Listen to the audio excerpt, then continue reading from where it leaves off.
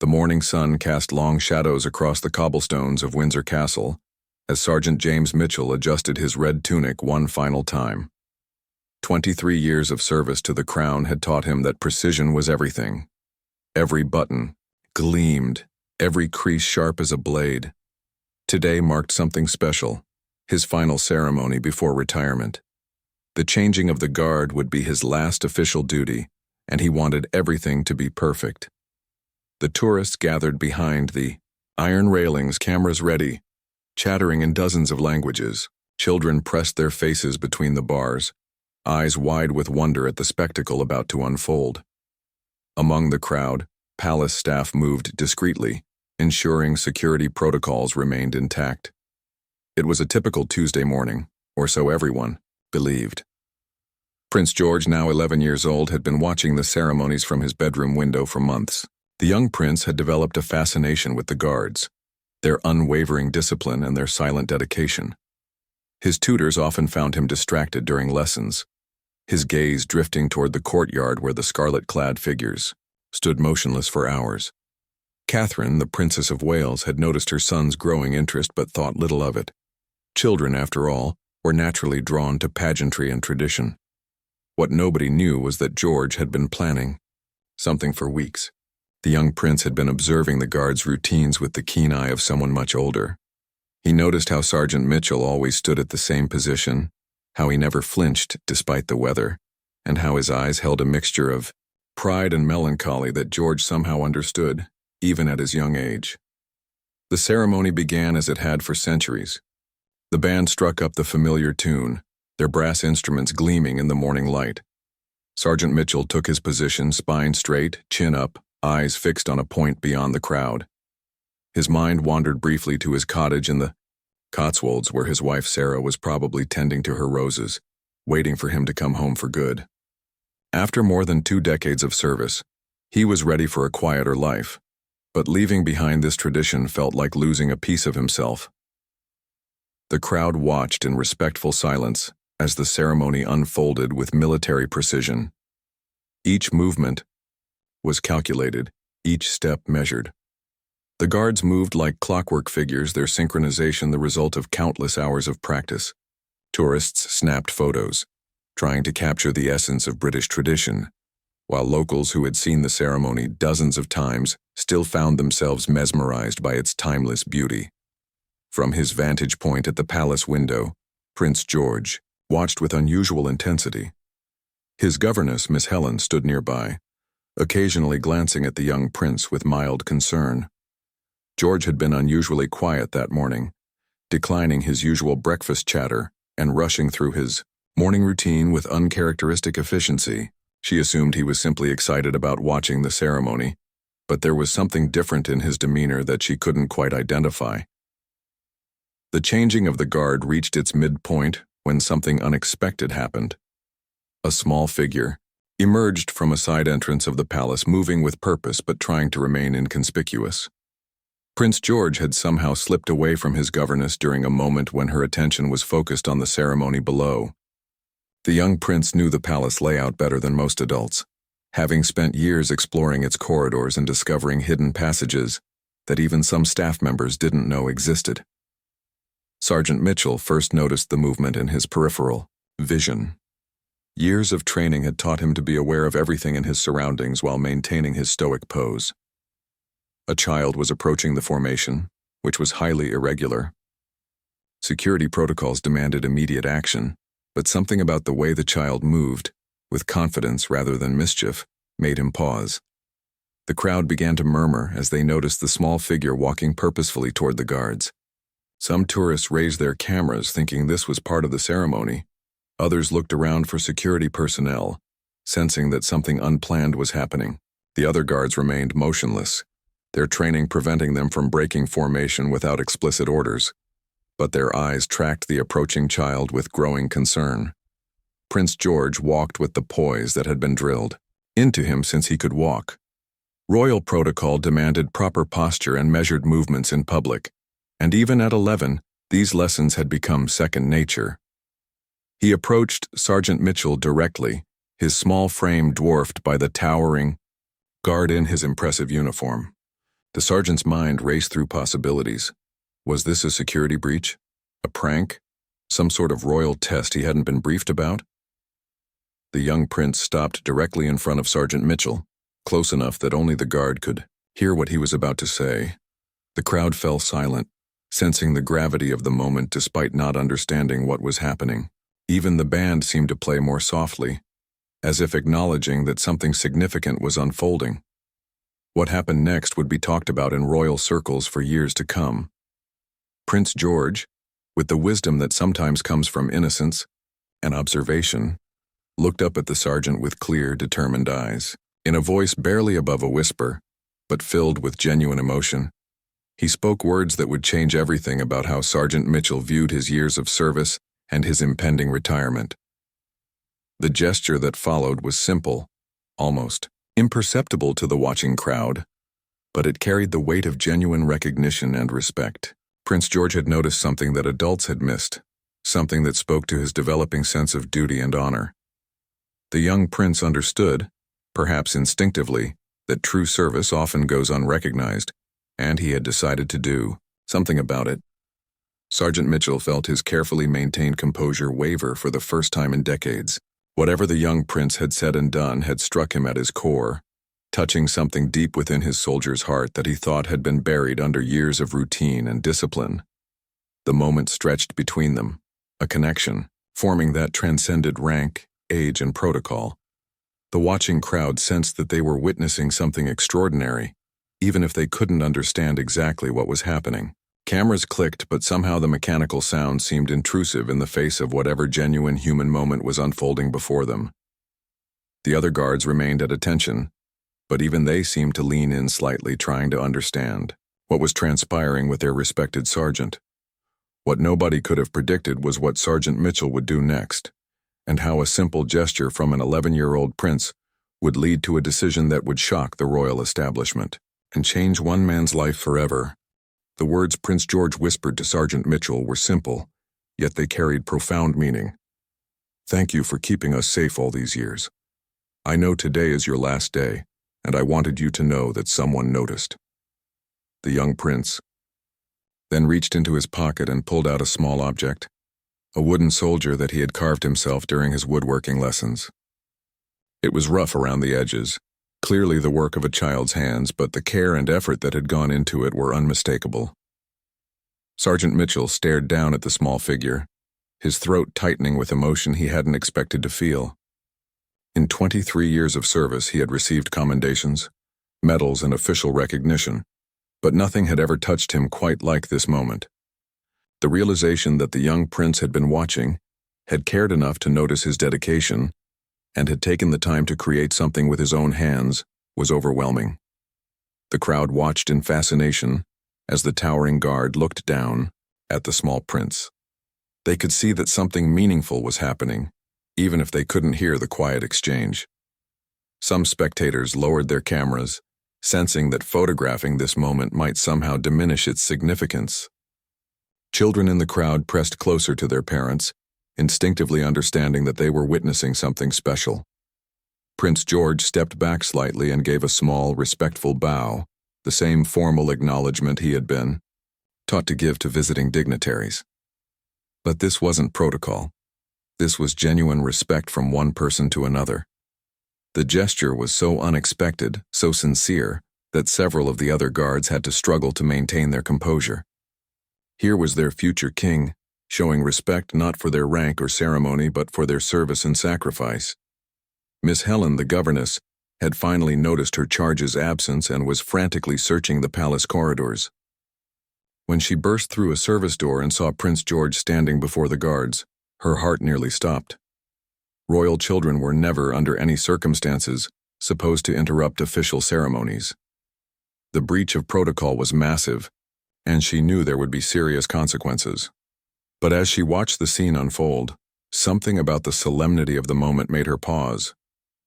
Sergeant Mitchell felt a lifetime of military discipline warring with human emotion. Every fiber of his training told him to remain at attention, to maintain the ceremony's dignity, to uphold the traditions that had been passed down through generations. But the small wooden soldier in his gloved hand represented something more personal. more real than any official recognition he had ever received. It was a reminder that behind the ceremony and pageantry, real people were making real sacrifices. The other guards could see their sergeant struggling with something, though they couldn't understand what. Private Thompson, who had served under Mitchell for 5 years, noticed a slight tremor in the sergeant's usually rock-steady hands. Corporal Davies, positioned to Mitchell's left, saw something glisten in his superior's eyes that he had never seen before. The entire formation seemed to hold its collective breath. In the palace, alarms were quietly being raised. Security personnel were trying to understand how Prince George had managed to leave his supervised area and reach the ceremony ground. Princess Catherine was being urgently informed of the situation, while protection officers discreetly moved into position around the perimeter. But something about the peaceful nature of the scene prevented anyone from immediately intervening. Prince George, unaware of the chaos his actions were causing behind the scenes, continued to stand before Sergeant Mitchell with quiet dignity. The young prince had spent weeks planning this moment, understanding somehow that his final day of service deserved recognition.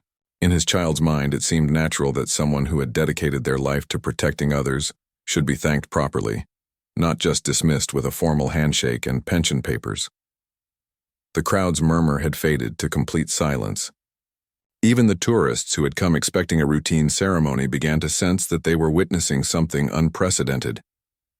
The morning sun seemed to spotlight the unlikely pair, the towering guard in his magnificent red uniform and the small prince in his simple clothes, connected by a moment of pure human understanding.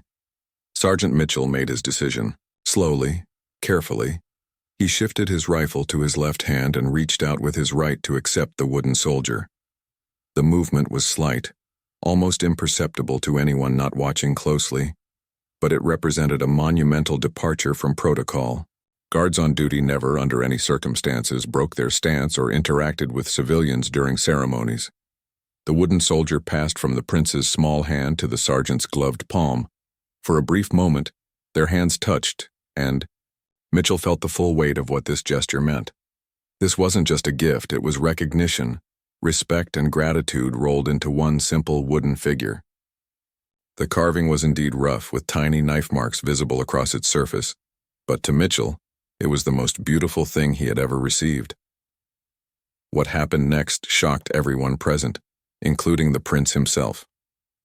Sergeant Mitchell, with tears now clearly visible on his weathered cheeks, made a decision that would be talked about for years. With great deliberation, he placed the wooden soldier carefully in his breast pocket, right over his heart. Then, in a move that sent gasps through the watching crowd, he slowly began to remove his bearskin hat. This simple action represented something enormous in the context of royal ceremony. Guards never removed their headgear during duty, never broke formation, never acknowledged individual interactions. But Mitchell was no longer thinking as a guard. He was acting as a man deeply moved by genuine recognition and kindness.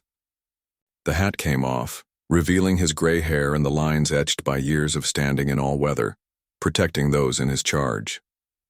The other guards watched in stunned silence as their respected sergeant, the man who had trained many of them, who had been the embodiment of military discipline and protocol, stood bareheaded before an 11-year-old prince. Some wanted to look away, feeling as if they were witnessing something too personal for public viewing. Others found themselves fighting their own emotions as they realized what this moment meant to their colleague. Prince George looked up at Sergeant Mitchell's face, seeing for the first time the man behind the uniform. The lines around his eyes spoke of years of vigilance. The gray in his hair told of decades of service, and the tears on his cheeks revealed a heart that had been deeply touched by a child's simple gesture of recognition. The sergeant then did something that would seal his fate and change his life forever. He looked directly into Prince George's eyes and, in a voice loud enough for everyone present to hear, spoke the words that would end his military career. "Your Royal Highness, it has been the greatest honor of my life to serve you and your family. Thank you for seeing us as more than just ceremony." With those words, Sergeant Mitchell stepped out of formation, breaking the most fundamental rule of guard duty.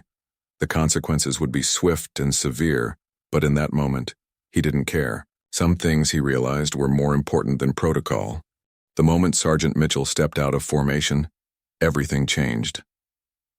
The carefully orchestrated ceremony that had been performed flawlessly for centuries suddenly became something entirely different.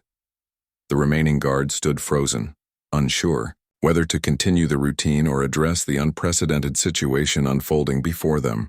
The band, sensing something was wrong, began to falter in their playing, the music becoming uncertain and disjointed. Security personnel who had been monitoring the situation from a distance immediately moved into action. This was no longer a harmless interaction between a child and a guard. It had become a complete breakdown of protocol during an official royal ceremony. Radio chatter crackled as various departments tried to coordinate their response to something none of them had ever encountered before. Prince George, however, seemed completely unaware of the chaos his simple gesture had created. The young prince looked up at Sergeant Mitchell with genuine concern, perhaps sensing that his thank you had somehow caused trouble. His 11-year-old mind couldn't fully grasp the significance of what was happening, but he understood that the sergeant's emotional response was real and deeply felt. Colonel Harrison, the commanding officer responsible for the guard ceremonies, had been watching from his office window when he saw Mitchell step out of formation. 28 years of military service had taught him to handle crisis situations, but nothing in his experience had prepared him for this particular scenario. A guard abandoning his post during a ceremony was serious enough, but doing so in front of hundreds of spectators and television cameras made it a potential international incident. The tourists and onlookers stood mesmerized by the unfolding drama. Many had lowered their cameras, sensing that they were witnessing something too personal and profound to reduce to mere photographs.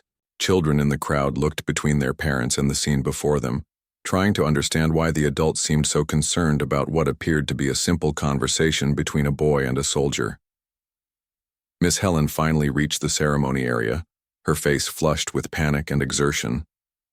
Protocol demanded that she immediately remove Prince George from the situation, but something about the intensity of the moment made her hesitate. She could see that whatever was happening between the young prince and the sergeant was genuine and meaningful, even if it was completely inappropriate according to royal standards. Sergeant Mitchell knelt down slowly, bringing himself to eye level with Prince George. This action sent another wave of shock through the watching officials, as guards were never supposed to break their military bearing in such a manner during official duties. But Mitchell was no longer thinking about regulations. He was responding to a child who had shown him more genuine appreciation than he had received in decades of formal recognition. "Your Highness," Mitchell said quietly, his voice thick with emotion. "In all my years of service, no one has ever taken the time to thank me personally. Your gift means more to me than any medal or commendation ever could." He gently patted the breast pocket where the wooden soldier now rested. "I want you to know that every guard here would be honored to protect you and your family, not because it's our duty, but because you've shown us that you see us as people, not just uniforms." The young prince nodded solemnly, though he was beginning to understand that his gesture had caused some sort of problem. He could see the concerned faces of the adults gathering around the ceremony area, and he was starting to worry that he had gotten the nice sergeant in trouble. "I didn't mean to cause any problems," George said softly. "I just wanted you to know that someone noticed how hard you work." By this time, Princess Catherine had been informed of the situation and was making her way to the scene with a small entourage of staff members. Her mind raced as she tried to understand how her son had managed to slip away from his governess and interrupt an official ceremony. More importantly, she needed to assess the diplomatic and security implications of what had happened. Colonel Harrison finally decided he had to intervene. He approached the scene with measured steps, his face a mask of professional control despite the internal chaos he was feeling. "Sergeant Mitchell," he said in a voice that carried authority, but also concern, "I need you to return to formation immediately. We can discuss this situation after the ceremony is complete." Mitchell looked up at his commanding officer, and Harrison was struck by the profound change in the sergeant's demeanor. The man who had been the epitome of military discipline for over 2 decades now looked like someone who had experienced a fundamental shift in perspective. "With all due respect, sir," Mitchell replied, "I cannot return to formation." What this young man has done today has reminded me why I became a soldier in the first place, and it has also shown me that it's time for me to remember who I am beyond this uniform." The crowd watched in fascination as this drama played out before them. Social media was already buzzing with hastily taken photos and videos, though most captured only fragments of the interaction. The story was beginning to spread beyond the immediate witnesses, with speculation running wild about what exactly had transpired between the prince and the guard. Prince George looked between the sergeant and the colonel, his young mind beginning to understand that his gesture of gratitude had created a serious situation. "Is Sergeant Mitchell in trouble because of me?" he asked, his voice small but clear. The innocence of the question and the genuine concern in his young voice seemed to cut through all the protocol and procedure surrounding them. Princess Catherine arrived just in time to hear her son's question. Despite the breach of protocol and the potential diplomatic complications, she found herself moved by what she was witnessing. Here was her son, displaying the kind of thoughtfulness and genuine concern for others that she and William had tried to instill in him. The fact that his gesture had disrupted an official ceremony was concerning, but the motivation behind it was admirable. "Sergeant Mitchell," the princess said, approaching the small group with quiet dignity, "I understand that my son has thanked you for your years of service. While the timing and method may have been unconventional, the sentiment was genuine. What exactly has happened here?" Mitchell stood slowly, coming to attention as he faced the Princess of Wales. "Your Royal Highness, Prince George approached me during the ceremony to thank me for my service and to give me this." He carefully extracted the wooden soldier from his pocket. "In 23 years of duty, I have never been more honored or more moved by a gesture of recognition. It has reminded me of why I chose to serve, and it has also made me realize that it's time for me to step away from official duty." The implications of Mitchell's words were clear to everyone present. He wasn't just talking about ending his shift or taking leave. He was essentially resigning from his position during an active ceremony. The military and diplomatic ramifications would be significant, but something in his demeanor suggested that this decision had been building for some time, and Prince George's gesture had simply been the catalyst. Colonel Harrison found himself in an impossible position. Military discipline demanded that he immediately arrest Mitchell for abandoning his post. However, the presence of the royal family and the obvious sincerity of the situation made such action seem heavy-handed and inappropriate. The colonel had served alongside Mitchell for years and had never known him to act impulsively or without serious consideration. The ceremony had essentially stopped, with the remaining guards maintaining their positions but clearly affected by what was happening. The band had ceased playing entirely, and the crowd stood in respectful silence, sensing that they were witnessing something historically significant. Television crews that had been expecting to film a routine ceremony suddenly found themselves documenting what might become one of the most talked-about moments in recent royal history. Prince George, still not fully understanding the gravity of what his simple gesture had unleashed, looked up at his mother with worried eyes. "Mummy, I just wanted to thank him because today is his last day, and nobody else was going to say anything special to him. Did I do something wrong?" Princess Catherine knelt down beside her son, her heart breaking at the worry in his young eyes. Despite the chaos surrounding them and the serious breach of protocol, she could see that George's actions had come from a place of genuine kindness and consideration. "You didn't do anything wrong, darling," she said gently, placing a reassuring hand on his shoulder. "Your heart was in the right place, and wanting to thank someone for their service is always the right thing to do." Her words carried to the watching crowd and seemed to diffuse some of the tension that had been building. The Princess of Wales had just publicly validated her son's actions, which would make any punishment of Sergeant Mitchell much more complicated for the military authorities.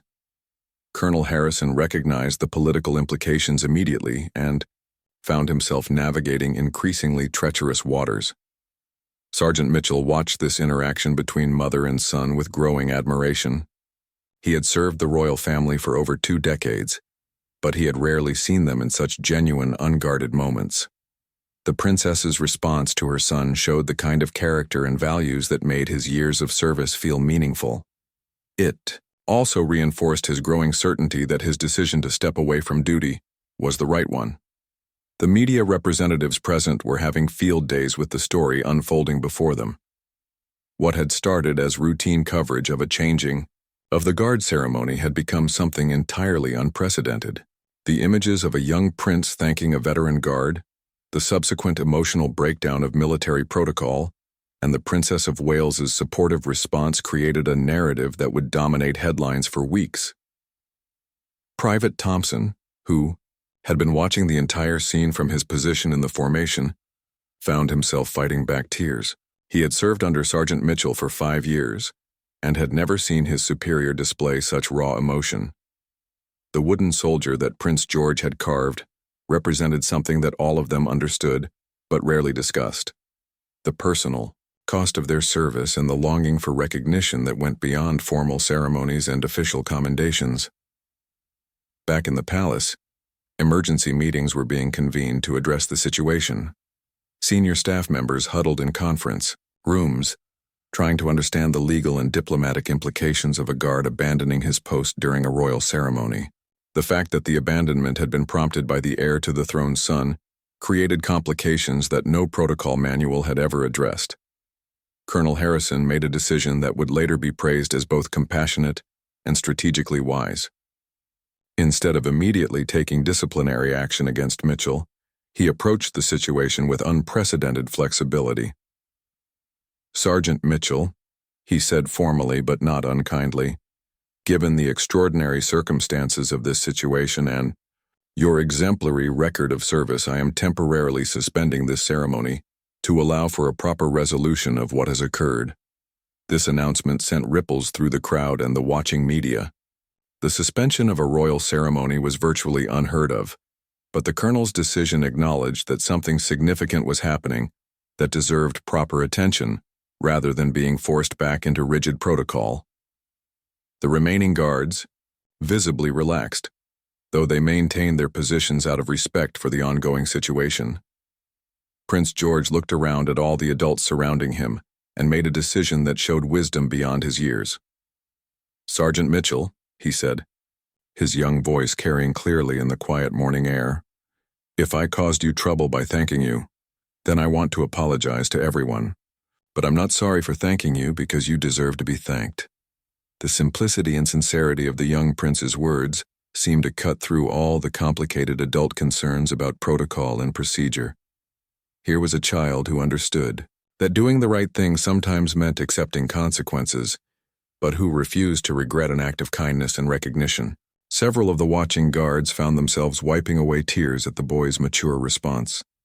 Sergeant Mitchell looked down at Prince George with profound respect. "Your Royal Highness," he said, his voice steady despite the emotion in his eyes, "you have nothing to apologize for. What you did today reminded me of something I had forgotten. That service is most meaningful when it's acknowledged not by institutions, but by the people we serve. You showed me more respect in 5 minutes than I've received in 5 years of formal ceremonies." Princess Catherine watched this exchange with growing understanding of what had really happened. Her son hadn't just thanked a guard. He had recognized the humanity behind the uniform, the individual sacrifice behind the ceremony.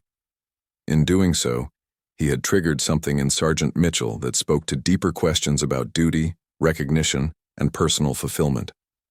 She began to see that what appeared to be a breach of protocol was actually a moment of profound human connection. The crowd that had gathered to watch a routine ceremony found themselves witnesses to something much more significant. Many would later describe the experience as deeply moving, a reminder of the power of simple human kindness to transcend formal boundaries and institutional structures. The tourists who had come expecting to see pageantry instead saw authenticity, and many found the latter far more memorable. Colonel Harrison, observing the continued interaction between the prince and his sergeant, made another unprecedented decision. "Sergeant Mitchell," he announced, "in light of your distinguished service record and the extraordinary circumstances of today's events, I am authorizing you to complete your final day of duty in whatever manner you see fit. Your service to the crown has been exemplary, and you have earned the right to conclude it on your own terms." This declaration was met with surprised murmurs from the crowd and visible relief from Mitchell's fellow guards. The colonel had essentially given the sergeant permission to do what he had already decided to do: step away from formal duty while maintaining his dignity and honor. It was a solution that acknowledged both military discipline and human understanding. Mitchell straightened to attention one final time and saluted Colonel Harrison with precision that spoke to his decades of training. "Thank you, sir. It has been an honor to serve under your command." Then he turned to Prince George and, with great formality, offered the young prince a military salute, a gesture of respect from one person of honor to another. Prince George, uncertain of the proper response but understanding the significance of the moment, attempted his own small salute in return. The sight of the towering veteran guard and the small prince exchanging salutes created one of the most poignant images in recent royal history. It symbolized the passing of respect between generations and the recognition of service regardless of age or rank. What happened next surprised everyone present, including Sergeant Mitchell himself. Prince George stepped forward and, with the innocent boldness of childhood, reached out to shake the sergeant's hand. "Thank you for protecting my family," he said simply. "I hope you enjoy your retirement."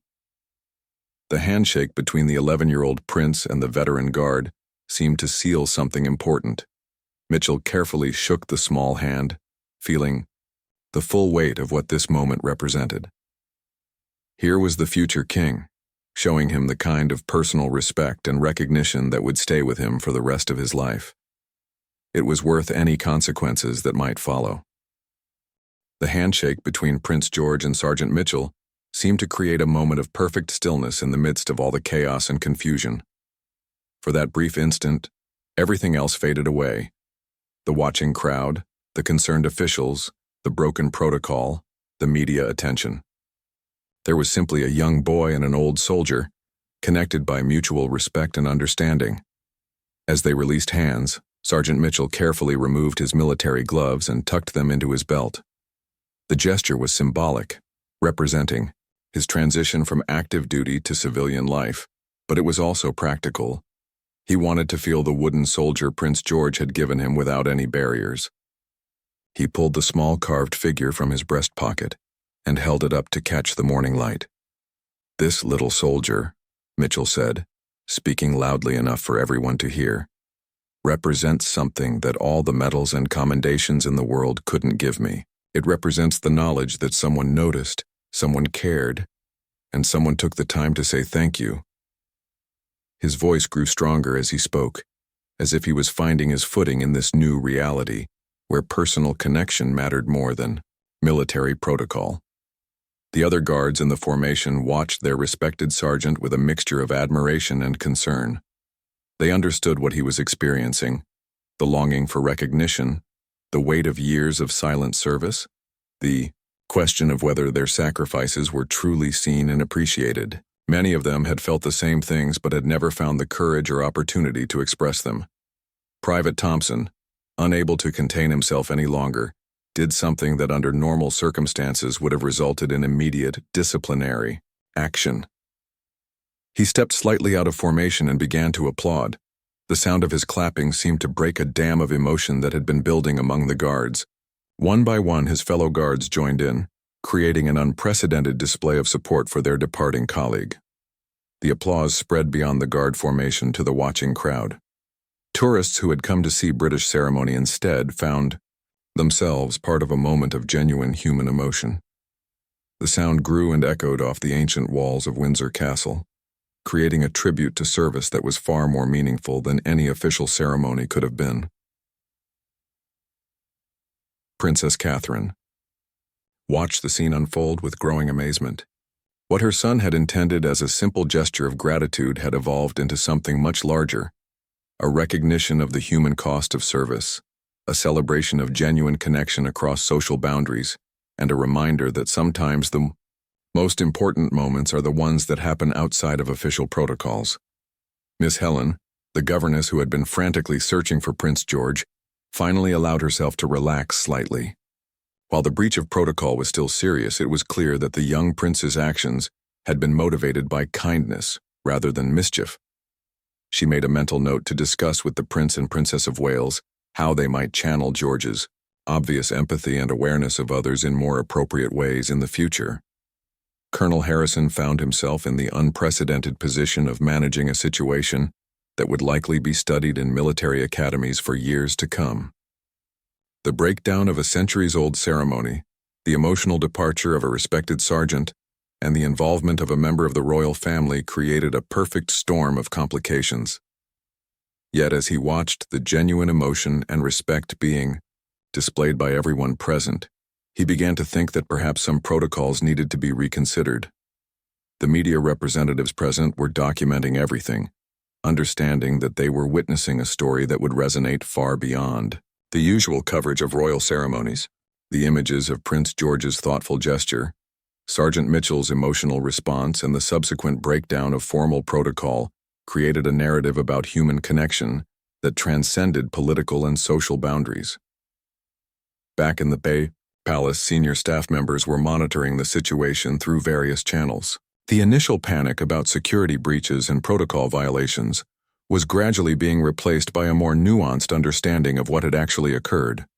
The young prince's actions, while unconventional, reflected the values that the royal family wanted to embody: compassion, awareness of others, and recognition of service. Sergeant Mitchell, still holding the wooden soldier, made a decision that would define how this moment would be remembered. He walked slowly along the line of guards who were still applauding, making eye contact with each one and nodding his thanks for their support.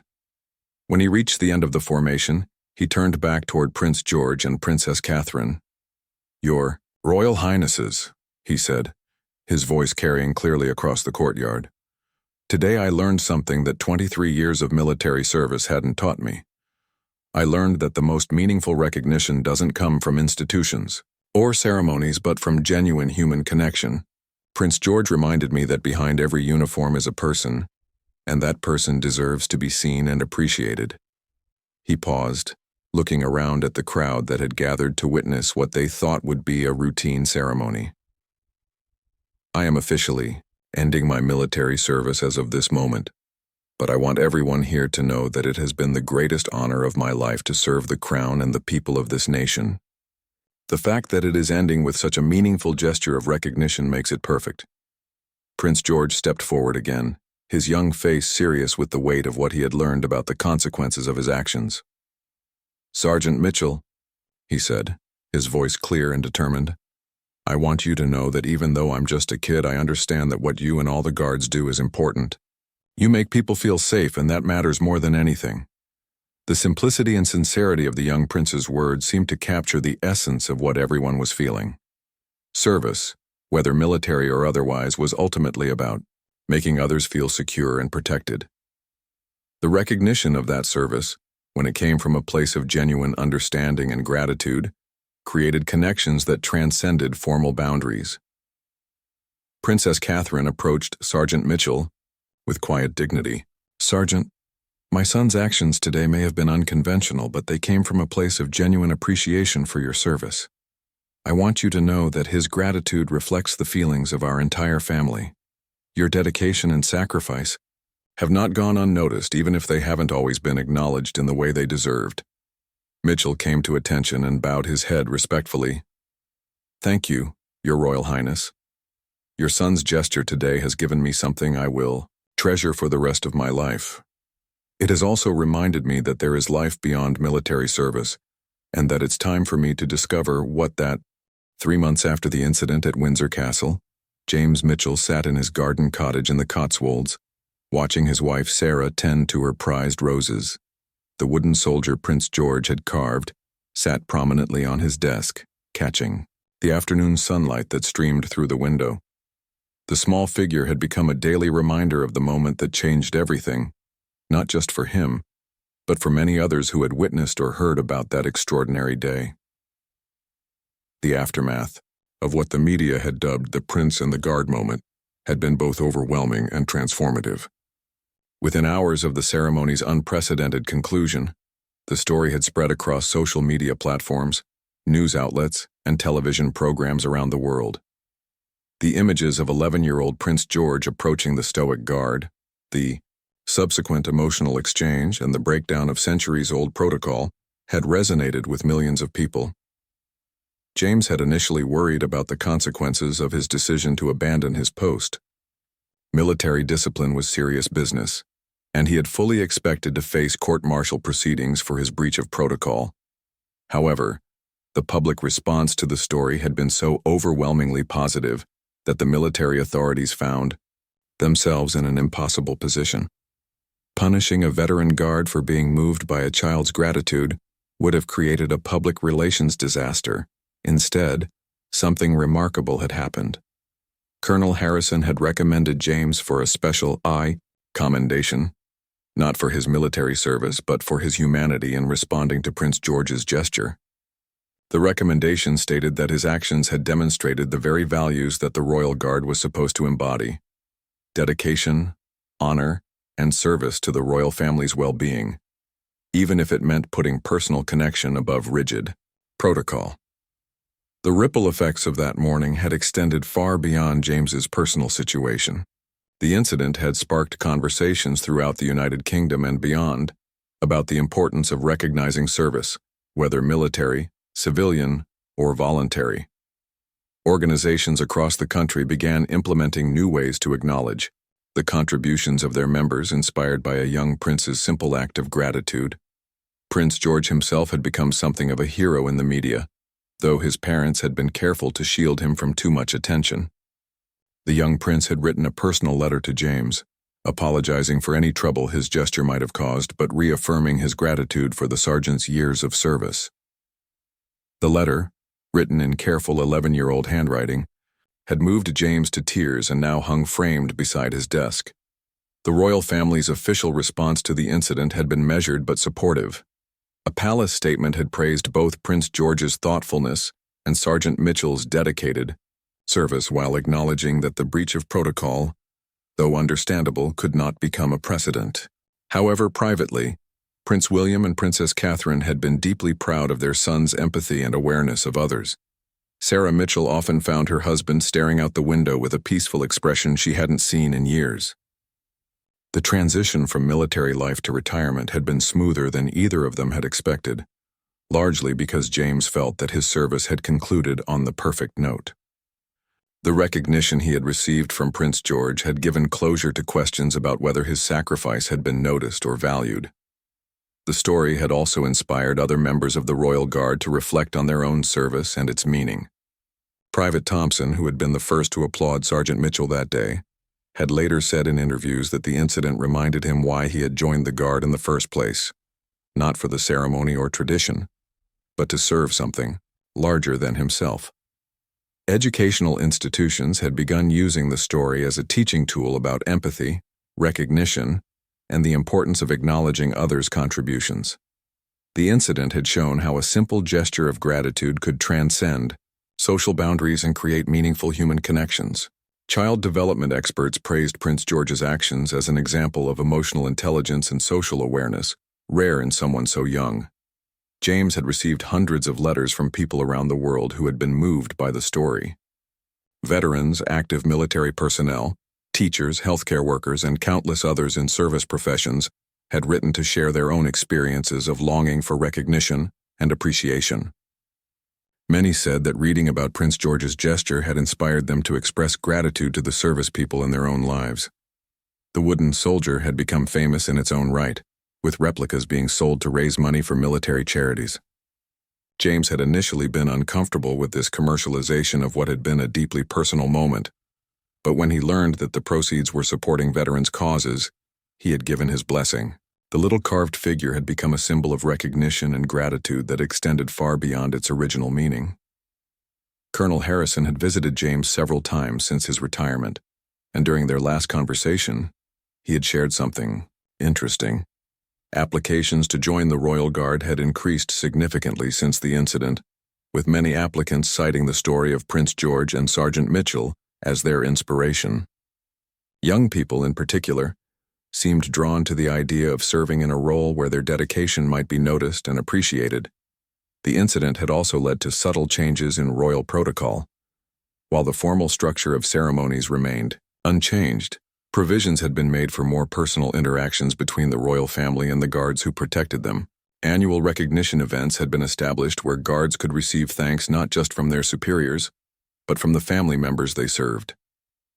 James often thought about the chain of events that had led to that transformative morning.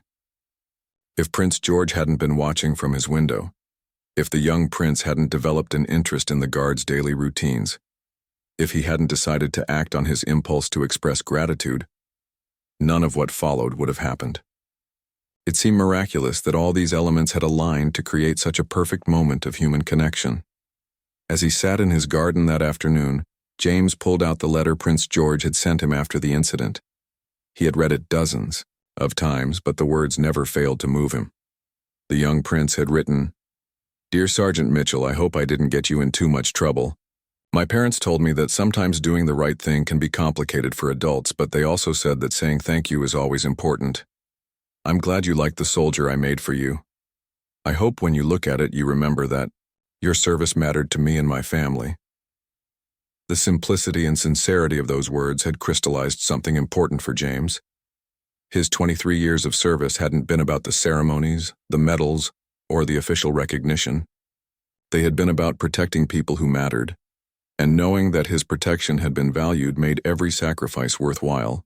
Prince George's gesture had given him something no formal retirement ceremony ever could: the knowledge that he had been seen, appreciated, and remembered. As the sun began to set over the Cotswolds countryside, James Mitchell smiled and carefully placed the letter back in its place of honor. Tomorrow would bring new adventures in civilian life, but today he was content to remember the morning when a young prince's kindness had reminded him why service, in all its forms, was one of the most noble callings a person could answer. The wooden soldier continued to catch the fading light, a permanent reminder that sometimes the smallest gestures create the most lasting impact.